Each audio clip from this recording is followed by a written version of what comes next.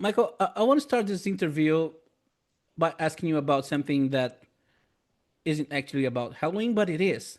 Good. You know, Ozzy has left us, and he was the guy who started it all, right? So I want to know how did you felt about Ozzy's passing? Because as a fan, as a Ozzy and Black Sabbath fan, I felt like Ozzy was immortal, man. And Yeah, now I that thought he's the same. gone, it's kind of strange to not have It's him. almost unreal.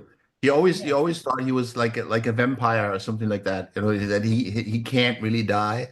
Um, Also, when you look at the fact that he was already talking about his health issues in the 80s, you know, he was always already talking then. yeah, Uh, the doctors are telling him, "Why are you breathing?" You know, it's like so you kind of, I mean, it was amazing how long he was there, and it was amazing that he was able. I think it was great that he was able to do that final show. To be honest with you, oh man. that's so cool. I mean, this is just a. I mean, we all got to go. That's just the way it is, you know. We are immortals, but not physically. So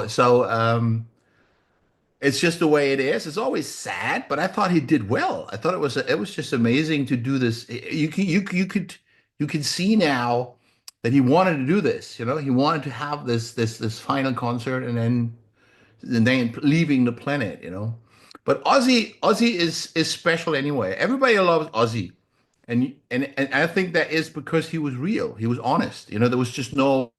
He was. I mean, he did the darkness stuff dark at all. You know, but he was like very like, with demons. He was very public with his struggles, and he was not trying to be who he isn't, and that's just something everybody admires. You know, the funny thing is, I wasn't into Black Sabbath very much when it comes.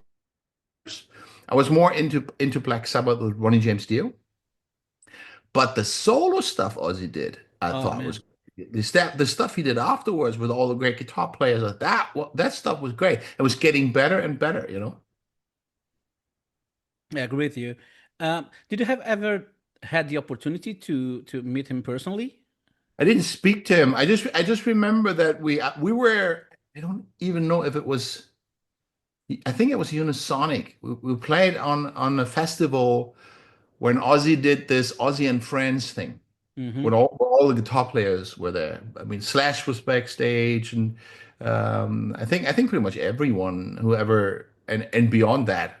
I mean, everyone who ever played in a band and other people were and I remember that we were just asking if we could watch the show from the side of the stage, and it was no problem. We just right away got passes, and we watched the show from the side of the stage, and I thought it was cool. You know, it's like there was just nothing. It was not the with some of the less successful bands who sometimes have this experience that they act like the biggest superstars and stuff like that, you know.